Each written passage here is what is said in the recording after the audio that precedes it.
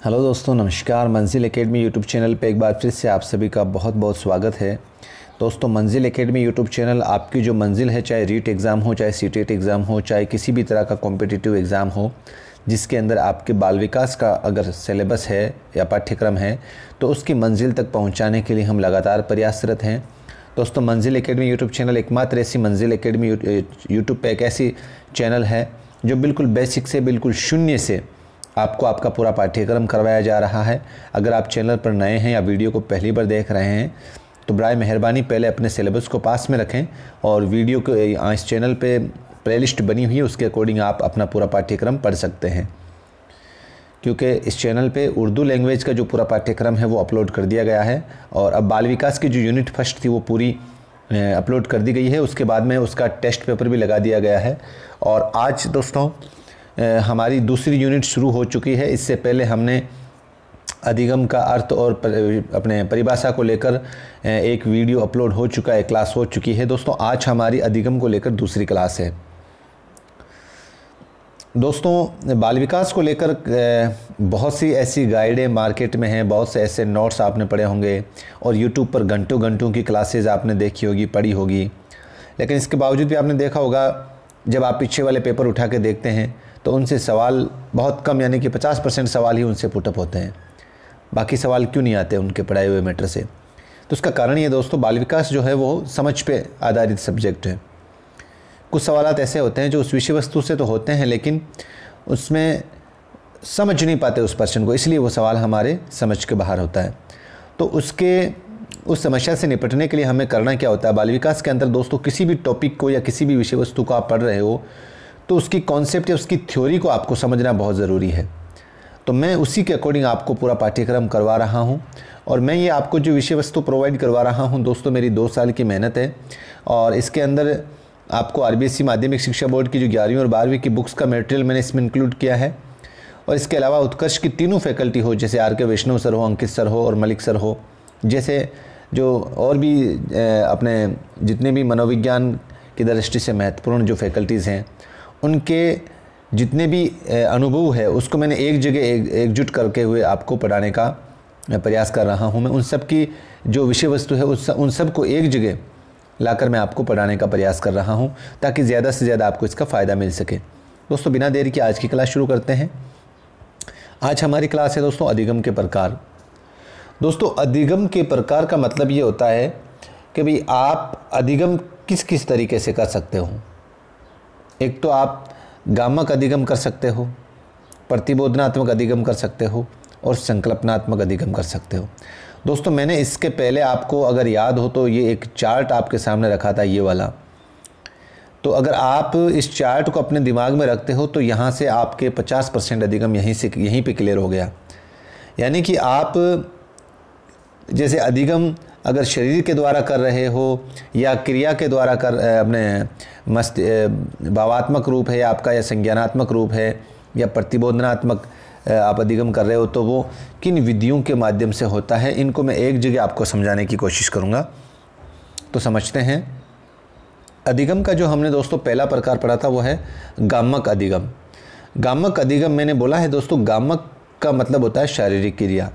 तो आप यहाँ से नोट डाउन कर लें कि शारीरिक क्रिया द्वारा किया गया अधिगम, शारीरिक क्रिया द्वारा किया गया अधिगम ही गामक अधिगम कहलाता है। शरीर के द्वारा अगर हम किसी भी तरह की क्रिया कर रहे हैं और उससे सीख रहे हैं तो हमारा वो कौन सा अधिगम होगा दोस्तों? गामक अधिगम। गामक का मतलब होता है दोस्तों शरीर के द्वारा की जाने वाली क्रिया, शरीर के द्वारा की जाने वाली क्रिया। और गामक अधिगम किस विधि से किया जाएगा दोस्तों? क्योंकि गामक में शरीर की क्रिया द्वारा हम सीखते हैं और शरीर की क्रिया द्वारा अगर हम सीखेंगे तो दोस्तों वो अनुकरण विधि से सीखेंगे। किससे सीखेंगे? अनुकरण विधि से। किससे सीखेंगे? अनुकरण विधि से। आगे बढ़ते हैं। गामक अधिगम सर्वाधिक होता है दोस्तों शैशव अवस्था में। शैशव अवस्था का काल दोस्तों 0 से 5 या 6 वर्ष तक होता है और आपने देखा होगा कि जो भी इस अवस्था के बालक होते हैं वो ज़्यादातर सीखने के अंदर अपने शरीर की क्रियाओं का इस्तेमाल करते हैं। जैसे आपने छोटे बच्चे को देखा होगा, जब वो भूखा होता है या उसको कोई दर्द होता है तो वो रोता है और रोते हुए अपने हाथ पैर को मारता है। तो कहने का मतलब जो भी उसकी आवश्यकताएं होती है वो किससे पूर्ति करेगा? अपनी शारीरिक क्रियाओं के द्वारा। यानी कि छोटे बच्चे जो होते हैं दोस्तों वो गामक क्रियाएं क्रियाओं से सीखते हैं। समझ में आ गया दोस्तों यहाँ पर। तो तीनों बातों को हमने एक जगह कर दिया है। गामक अधिगम जो है वो सर्वाधिक होता है शैशव अवस्था में, और किस विधि से गामक अधिगम किया जाता है वो होता है अनुकरण विधि से। समझ में आ गया दोस्तों। चलो, दूसरा अधिगम होता है दोस्तों प्रतिबोधनात्मक अधिगम। दूसरा अधिगम क्या होता है? प्रतिबोधनात्मक अधिगम। यहाँ पर प्रतिबोधनात्मक का मतलब आप यूँ समझो दोस्तों, संपर्ते या कॉन्सेप्ट, इसको क्या बोलते हैं हम? प्रति यानी कि जो प्रतिबिंब बनता है ना हमारे किसी भी विषय वस्तु का, किसी भी ऐसी चीज़ को जिसको हम पहली बार देखते हैं और हमारे मस्तिष्क में उसकी इमेज बन जाती है, या संपर्ते बन जाता है, या कॉन्सेप्ट बन जाता है। अब यहाँ पर प्रतिबोधनात्मक का मतलब संपर्ते तो हो गया। अब संपर्ते क्या है ये भी समझना जरूरी है। तो संपर्ते होता है दोस्तों मस्तिष्क में बनने वाला बिंब या इमेज। मस्तिष्क में बनने वाला बिंब या इमेज। तो प्रत्येक विषय वस्तु का बोध किया जाता है, समझा जाता है, और मस्तिष्क में उसकी प्रतिमा बनाई जाती है। इस लाइन का मतलब ये होता है, जैसे दोस्तों, जैसे आपने पहली बार किसी चीज़ को देखा, आपने, जैसे मैं एग्जांपल दूँ, आपने हाथी देखा। अब आप उस हाथी की बनावट को अपने मस्तिष्क में बोध कर लोगे और अपने मस्तिष्क में उसकी प्रतिमा बना लोगे कि भाई जो हाथी होगा वो इस तरीके से होगा। तो ये आपके मस्तिष्क में क्या बन रहा है दोस्तों? संपर्ते बन रहा है। प्रतिबोधनात्मक अधिगम सर्वाधिक किस अवस्था में होता है दोस्तों? बाल्यावस्था में होता है। सर्वाधिक किस अवस्था में होता है? बाल्यावस्था में होता है। अब आपने देखा होगा दोस्तों, छोटे बच्चे जो होते हैं इस अवस्था के, बाल्यावस्था आपने अगर आपने पढ़ी होगी तो उसका कार्यकाल होता है दोस्तों 6 से 12 साल। इस अवस्था का बालक जो होता है दोस्तों वो ज़्यादातर जैसे जो आपके सीखने का प्रयास करता है उसके साथ जो है वो टोली, जिसको अपन उसके ग्रुप, समलिंगी ग्रुपों के साथ सीखने का प्रयास करता है, उन्हीं के साथ खेलता है, और जो चीज़ वो देख लेता है और उसी को अपने मस्तिष्क में रखता है। प्रतिबोधनात्मक अधिगम किया जाता है प्रयत्न और भूल से।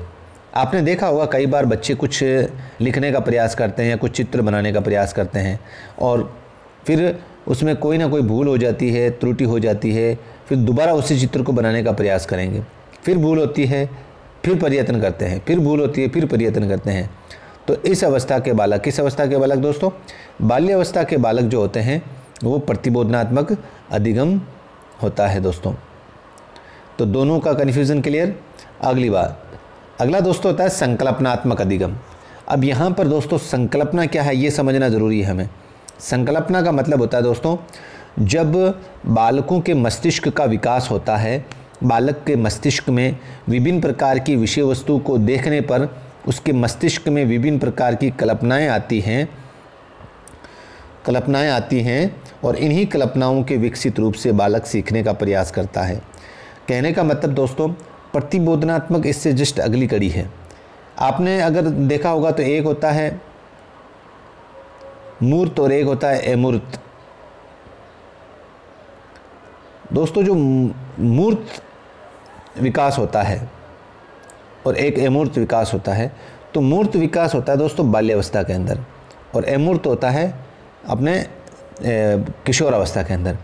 जब बाल्यावस्था का बालक होता है वो सिर्फ उसके सामने मूर्त यानी जो चीज़ दिखाई दे रही है सिर्फ उसी पे ही सोचेगा, उसके फ़ायदे नुकसान नहीं सोच पाएगा।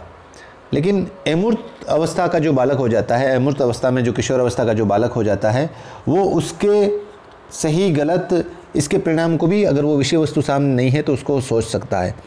तो कहने का मतलब दोस्तों, संकल्पना मतलब कल्पना करने की जो शक्ति है वो विकास कब, किस अवस्था में होती है दोस्तों? वो होती है किशोर अवस्था के अंदर। किस में होती है? किशोर अवस्था में। तो संकल्पनात्मक जो अधिगम है वो सर्वाधिक किस अवस्था में होगा? किशोर अवस्था में होगा। और इस अवस्था के अंदर बालक के मस्तिष्क का इतना विकास हो चुका है कि भाई वो संकल्पना करके सीख सकता है, कल्पना करके सीख सकता है। समझ गया दोस्तों? अब संकल्पनात्मक अधिगम किस विधि से किया जाएगा भाई? सूझ विधि से। अब जाहिर सी बात है कि अब जब आप कल्पना करोगे तो उन कल्पनाओं को पूरा करने के लिए आपके अंदर सूझ का निर्माण तो होना बहुत ज़रूरी है। और सूझ का निर्माण किशोर अवस्था के बालक के अलावा बाल्यावस्था और शेष अवस्था के बालक में सूझ का विकास नहीं होता है, क्योंकि सूझ का विकास सिर्फ किशोर अवस्था के बालक में ही होता है। समझ में आ गया दोस्तों ये कहानी? तीनों कंडीशन हमें याद रखनी है गामक क्रिया के अंदर शरीर द्वारा सीखते हैं और अनुकरण विधि इसमें इस्तेमाल की जाती है और शेष अवस्था में सर्वाधिक पाया जाता है। दोस्तों इससे एक सवाल पुटअप होता है सीधा सा, या तो आपको संकल्पनात्मक अधिगम होता है किस अवस्था में, या तीनों आपको अवस्था दे दी जाएगी, आपको एक चूज़ करना होता है, या अपने प्रतिबोधनात्मक अधिगम किस विधि से किया जाता है, विधि को लेकर सवाल पुटअप किया जा सकता है। तो आपको पूरा कॉन्सेप्ट मैंने समझा दिया है। इसके अंदर अनुकरण विधि है, इसके अंदर भूल या पर्यतन विधि है, और इसके अंदर आपके सूझ विधि है। तीनों के अलग अलग हैं। इसमें गामक, इसमें प्रतिबोधनात्मक, इसमें संकल्पनात्मक। इसको आप मतलब एक सीरियल वाइज ऐड करते हुए इसको अपने मस्तिष्क में ऐड करें। और इसमें शैशवावस्था, इसमें बाल्यावस्था, इसमें किशोरावस्था, स्टेप बाय स्टेप। ठीक है दोस्तों, चलो आगे बढ़ते हैं। दोस्तों अब अधिगम की विशेषताओं को लेकर कई बार प्रश्न पुटअप किया गया है। आपको अधिगम की विशेषताओं से संबंधित कथन सत्य नहीं है, इस तरह का प्रश्न दिया जाएगा, और 3 इनमें से जो विशेषताएं मैंने लिखी इनमें से होगी, और एक विशेषता अन्य होगी जो इससे मिलती जुलती रहेगी, लेकिन आपको बड़ी समझदारी से उसको पकड़ना है। तो हम समझते हुए इसकी विशेषताएं क्या क्या हैं। दोस्तों अधिगम एक सार्वभौमिक प्रक्रिया है, यानी कि दोस्तों अधिगम जो होती है वो सब जगह समान चलने वाली प्रक्रिया है, सभी जगह। ये नहीं है कि भाई जैसे हमारे अपने हिंदुस्तान में जो अधिगम की क्रिया चल रही है वो अमेरिका में अलग चल रही है, ऐसा नहीं होता है। और दोस्तों अधिगम सदैव उद्देश्यपूर्ण होता है, बहुत इंपॉर्टेंट लाइन है। आप जब तक कोई चीज़ सीखने का प्रयास नहीं करोगे जब तक आप उसके पीछे कोई ना कोई उद्देश्य नहीं होगा। अधिगम सतत प्रक्रिया है, लगातार चलने वाली प्रक्रिया है। अधिगम जीवन पर्यंत चलने वाली प्रक्रिया है। तो मतलब इस तरीके से आपको विशेषताएं दे देगा, एक इनमें से अलग देगा जो आपको अलग करनी है। अधिगम एक क्रिया आधारित प्रक्रिया है। यहाँ से समझना है दोस्तों, क्रिया आधारित कैसे? भाई आप क्रिया किसके लिए करोगे? जब आपका कोई लक्ष्य होगा, वो लक्ष्य उसी के प्रति आपकी क्रिया होगी, और या आपकी कोई आवश्यकता है उसको पूरा करने के लिए आप क्रिया करोगे, है ना। और ये जो क्रिया करोगे आप अपनी योग्यता के अनुरूप करोगे, आपके अंदर जितनी योग्यता उसी के अनुरूप आप क्रिया करोगे। समझ गए दोस्तों। अधिगम सकारात्मक व नकारात्मक दोनों प्रकार का होता है। कहने का मतलब दोस्तों अधिगम सकारात्मक और नकारात्मक का मतलब कहते हैं कैसे? जैसे सकारात्मक अधिगम तो अगर किसी में होगा तो वो जैसे प्रार्थना, किसी के सामने सम्मान के साथ पेश आना, प्रार्थनाएं, मतलब जो संस्कार युक्त जो सीखते हैं वो सकारात्मक होगा। अगर वहीं पे कोई बालक अगर गालियाँ वगैरह सीख रहा है तो वो नकारात्मक होगा।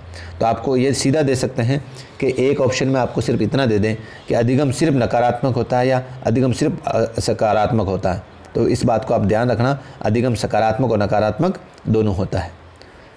अगली विशेषता है, अधिगम हमेशा समाज के सापेक्ष में ही होता है और अधिगम सदैव नवीन नहीं होता है।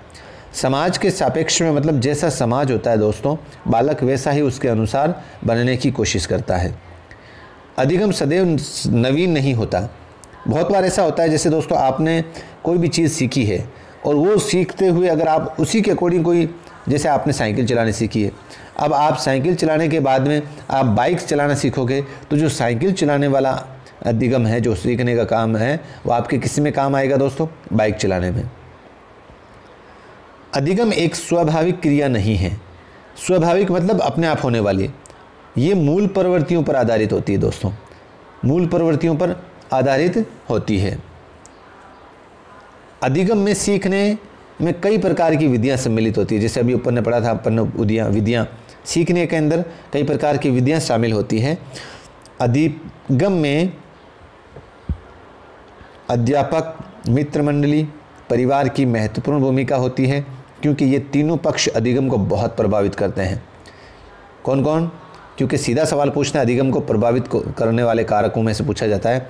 अधिगम, मित्र मंडली, परिवार और एक खेल का मैदान दे देंगे या कोई दूसरा और दे देंगे, तो ये तीनों बहुत प्रभावित करते हैं। अगला सवाल, अगली विशेषता है, अधिगम में व्यवहार में परिवर्तन की एक प्रक्रिया है। ये तो अपन ने जब अधिगम की अर्थ हमने समझा था तब ये लाइन मैंने लिखाई थी कि व्यवहार में अगर आपका परिवर्तन स्थायी हो रहा है तो वो आपका अधिगम है। और अधिगम अनुकूलन भी है। भाई आप अगर अनुकूलन, आप किसी को देखकर उसके अकॉर्डिंग उसका अनुकूलन कर रहे हो तो अधिगम ही तो कर रहे हो दोस्तों। अधिगम हस्तांतरणीय है। हस्तांतरणीय मतलब आप अगर एक जगह से उसका दूसरी जगह से अधिगम, एक चीज़ एक जगह से सीखा हुआ कोई ज्ञान है तो उसको दूसरी जगह काम में ले सकते हो, तो वो होता है हस्तांतरणीय। अधिगम दोस्तों परिपक्वता को प्रकट करता है। आप में जो मैच्योरिटी है, आपके अंदर जो परिपक्वता है, वो आपके अधिगम प्रकट करता है। अधिगम एक अर्जित प्रक्रिया है, यानी कि वातावरणीय प्रक्रिया है। आप अधिगम याद रखना दोस्तों, जन्मजात प्रक्रिया नहीं है। यहाँ पर ये सवाल कई बार इसमें आपको ऑप्शन में जन्मजात भी मिलेगा। अधिगम वातावरणीय जनित प्रक्रिया है। वातावरण से बालक अर्जित करते हुए अधिगम को प्राप्त करता है। समझ में आ गया? अगला, अधिगम विशेष परिस्थितियों की उपज है। अधिगम विशेष परिस्थितियों की उपज है।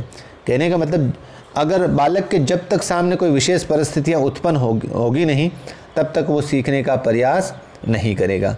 तो दोस्तों ये अधिगम की विशेषताएं थी। बहुत आसान भाषा में मैंने समझाने का प्रयास किया है। चलो दोस्तों आगे बढ़ते हैं। मोटा मोटी तौर पर अगर हमने देखा, जैसे अधिगम के प्रमुख रूप से जो सीखने के प्रकार थे वो 3 थे, शारीरिक, प्रतिबोधनात्मक और संकल्पनात्मक। इसके अलावा दोस्तों जो डेविड आसुबेल है, जो कि अपने अमेरिका के विद्वान हैं, उन्होंने अधिगम ग्रहण करने के कुछ प्रकार और बताए हैं। क्योंकि कई बार इसमें से भी दोस्तों इन्होंने जो 4 प्रकार बताए हैं, डेविड आसुबेल के अनुसार अधिगम ग्रहण करने का प्रकार नहीं है। इन चारों में से एक वो हटा देगा और 3 आपको वो एग्ज़ाम में देगा। अब क्या क्या चीज़ है दोस्तों, एक कॉमन सी चीज़ें हैं, आप इसको थोड़ा सा समझने की कोशिश करें, आपके मस्तिष्क में बैठ जाएगा। देखते हैं, हम कोशिश करते हैं। अधिगम ग्रहण यानी कि अगर हम कोई चीज़ सीख रहे हैं और उस सीखे हुए ज्ञान को अपने अंदर ग्रहण कर रहे हैं, तो वो कितनी प्रकार से कर सकते हैं। तो एक होता है दोस्तों अभिग्रहण, एक होता है अन्वेषण, एक होता है रटंत के माध्यम से, एक होता है सार्थक या अवबोध ग्रहण। सार्थक या अवबोध ग्रहण। अब एक एक करके हम इसको समझते हैं। अभिग्रहण का मतलब होता है दोस्तों, बालक जो है, जब किसी बालक के सामने किसी भी विषय वस्तु को पेश किया जाता है और बालक उस विषय वस्तु को बिना अर्थ समझे वैसी की वैसी याद कर लेता है। किसी भी विषय वस्तु को अगर आप बालक के सामने रखोगे, पेश करोगे, और बालक उस विषय वस्तु को जैसी आपने दी है बस उसी को ही याद कर लिया, तो वो कौन सा होगा दोस्तों? अभिग्रहण अधिगम होगा। कौन सा होगा? अभिग्रहण अधिगम। अगला है अन्वेषण, यानी कि ग्रहण करने में सीखने का ये सर्वश्रेष्ठ तरीका है दोस्तों।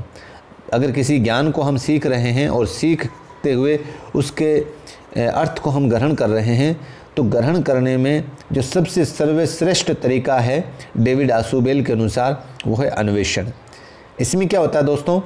इसमें आपके बालक को स्वयं प्रेरित होकर खोज करते हुए सीखने का अवसर दिया जाता है। समझ में आया? यानी एक बालक को स्वयं को, उसको खुद को प्रेरित होकर खोज करते हुए सीखने का अवसर दिया जाता है इसके अंदर। समझ में आ गया? अन्वेषण के अंदर। अगला रटंत, विषय वस्तु के अर्थ एवं व्यवहार को वैसा का वैसा रट लेना। दोस्तों इसमें रटना आप याद रख लो अपने मस्तिष्क के अंदर, क्योंकि एक बालक जो होता है वो विषय वस्तु के अर्थ और व्यवहार को वैसा का वैसा रट लेता है और फिर रटे हुए व्यवहार के आधार पर ही अधिगम का प्रदर्शन करता है। रटा हुआ जो उसके पास ज्ञान होता है उसी के आधार पर अपने व्यवहार को प्रदर्शित करता है। तो वो कौन सा होगा दोस्तों? रटंत। यहाँ पर देखो दोस्तों, अभिग्रहण और रटंत, आप सोच रहे होंगे कि ये कॉमन है। कॉमन नहीं है, अलग अलग है। रटंत का मतलब होता है, देखो दोस्तों, एक हम किसी विषय वस्तु को रटते हैं और एक वैसी की वैसी जो याद करके हम सुना रहे हैं किसी भी विषय वस्तु को, और जो शिक्षक ने दी है उसी को जैसे पहले मतलब ये 3 लाइनें हैं पहले पैराग्राफ में, इसको 3 लाइनों को हमने शिक्षक ने दिया था उसको याद कर लिया, फिर शिक्षक ने 4 लाइनें और दी, फिर इसको जैसे जिस क्रम में दी थी उसी क्रम में हमने याद कर लिया। ठीक है दोस्तों। अगला पॉइंट, सार्थक या अवबोध ग्रहण, यानी कि विषय वस्तु को समझकर उसी के आधार पर अपने व्यवहार को स्थायी बनाना। विषय वस्तु को समझकर उसी के आधार पर अपने व्यवहार को स्थायी बनाना होता है। वो क्या होता है दोस्तों? सार्थक अवबोध ग्रहण।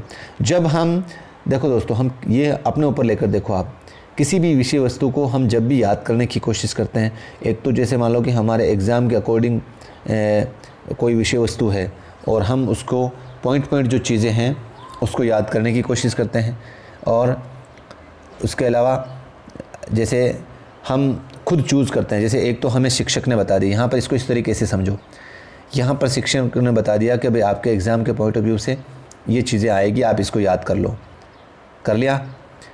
अन्वेषण में अब शिक्षक के अलावा हम खुद खोज करते हैं कि यार इस बार ऐसा हो सकता है, ये सवाल इस विषय वस्तु से पिछली बार पूछ लिया गया है, इस बार शायद नहीं पूछे, हम दूसरे विषय वस्तु से याद करने की खोज करने की कोशिश करेंगे, वो अन्वेषण होता है।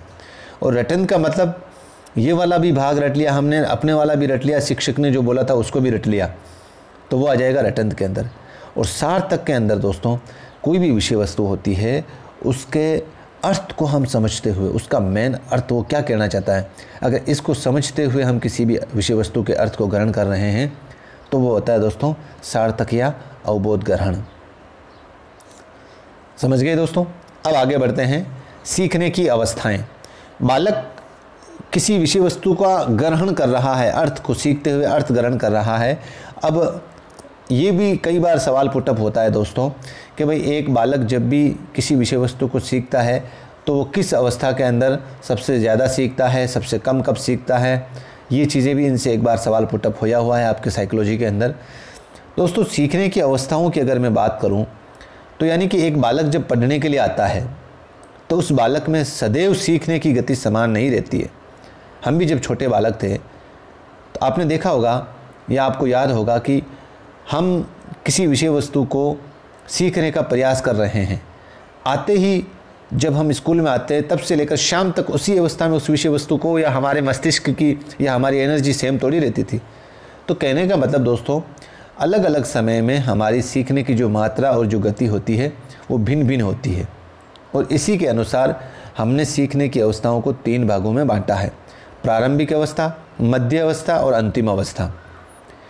प्रारंभिक अवस्था क्या होता है दोस्तों, प्रारंभिक अवस्था के अंदर बालक अत्यधिक ऊर्जावान और स्फूर्तिवान होता है और सीखने की गति और मात्रा इसमें सर्वाधिक होती है, यानी कि इसके अंदर सीखने की जो मात्रा या गति होती है वो सर्वाधिक होती है। तो यहाँ से सीधा सवाल पुटअप होता है, क्योंकि जब आप स्कूल में जाते हो तो जाते वक्त आपका जो पहला ही पीरियड होता है उसके अंदर तो आपके अंदर एनर्जी रहती है, आप ऊर्जावान रहते हो, स्फूर्ति रहती है आपके अंदर, तो वहाँ पर आपकी जाहिर सी बात है सीखने की गति और मात्रा सर्वाधिक होगी। ठीक है दोस्तों।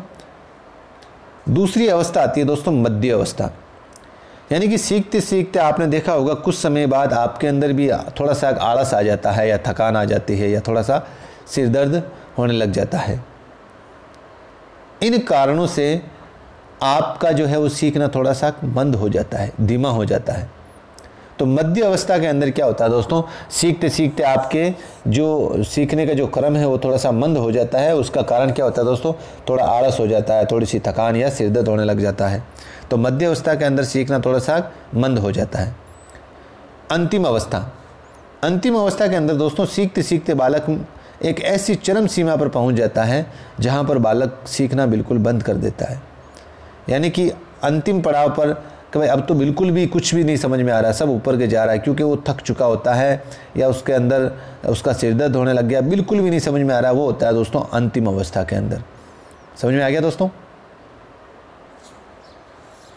अगला टॉपिक है दोस्तों, बहुत इंपॉर्टेंट टॉपिक है, इससे भी कई बार सवाल पुटअप किया गया है कई बार दोस्तों। अधिगम को प्रभावित करने वाले कारक कौन कौन से हैं। भाई कोई भी विद्यार्थी, कोई भी बालक, या हम ही क्यों ना हो, हम किसी भी विषय वस्तु को अगर सीख रहे हैं जिससे हमारा व्यवहार जो है वो परिवर्तन हो रहा है और अगर वो स्थायी हो रहा है, तो उस कंडीशन में हमारे सामने कुछ ऐसे कारक भी होते हैं जो हमारे सीखने को प्रभावित करते हैं। तो इसमें दोस्तों सबसे पहला अगर कारण मैं कहूँ तो वो होता है दोस्तों अभिप्रेरणा। क्या होता है दोस्तों, अभिप्रेरणा। अभिप्रेरणा कैसे प्रभावित करती है, अधिगम की विषय वस्तु को प्रभावित करने वाला सर्वाधिक कारक अभिप्रेरणा। यहाँ से ही सीधा 1 नंबर का सवाल पुटअप होता है दोस्तों।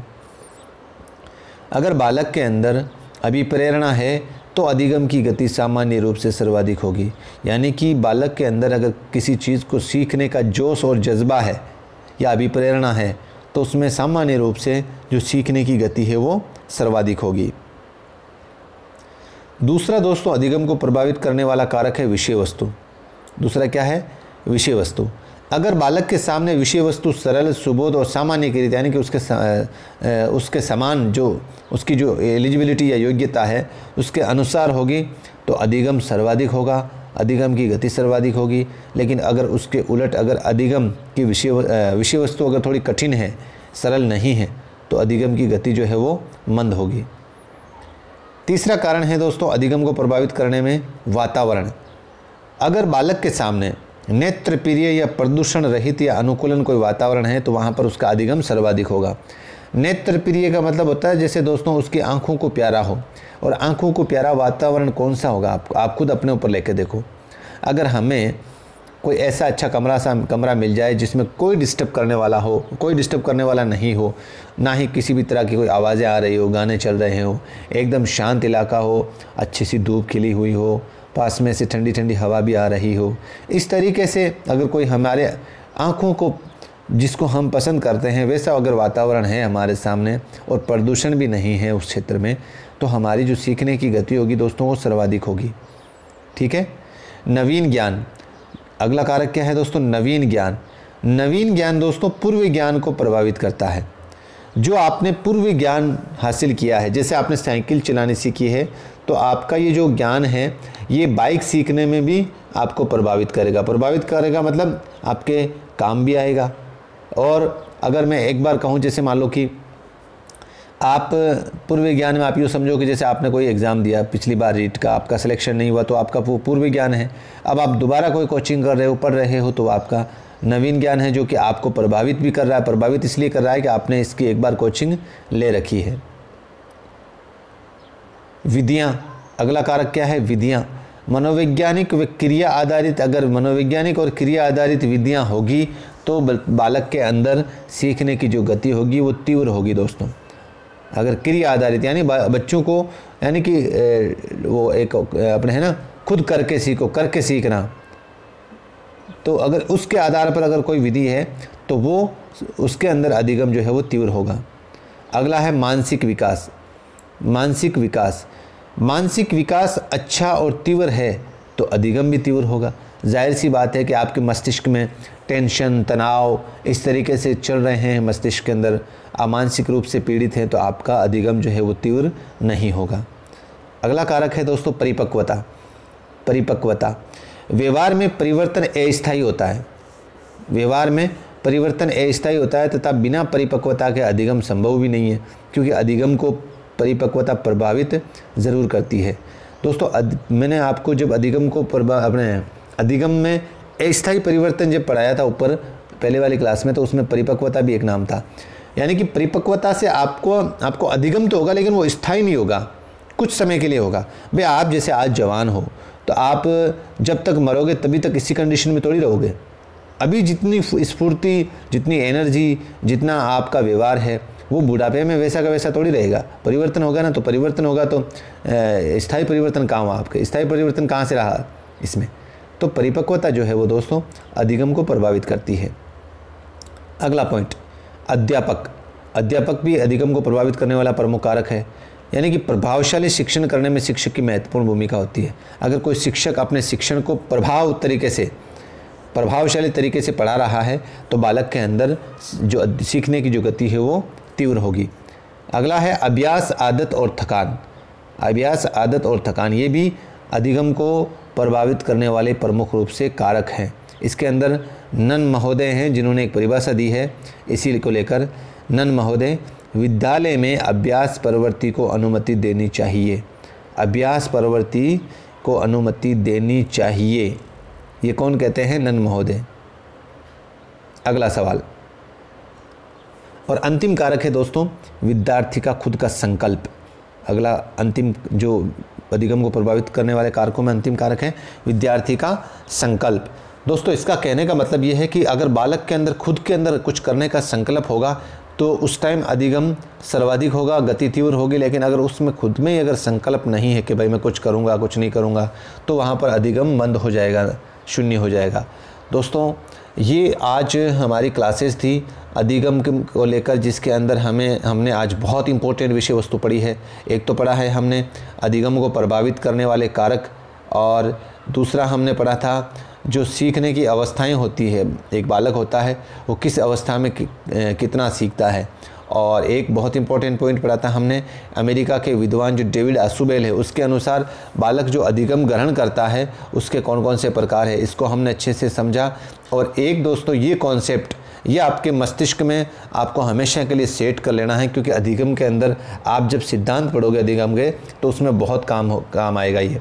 तो आज हमने अधिगम के प्रकारों को उसको एक आसान वे में समझने का प्रयास किया। कैसी लगी क्लास आपको? अपना कीमती मशवरा मुझे कमेंट बॉक्स में ज़रूर दें, और बराए मेहरबानी अगर क्लास पसंद आई है तो ज़्यादा से ज़्यादा अपने दोस्तों तक, अपने भाइयों तक इस चैनल को, इस क्लास को शेयर करें, वीडियो को लाइक करें। और दीजिए मुझे इजाज़त, मिलते हैं फिर से एक नई वीडियो के साथ। जय हिंद, जय भारत।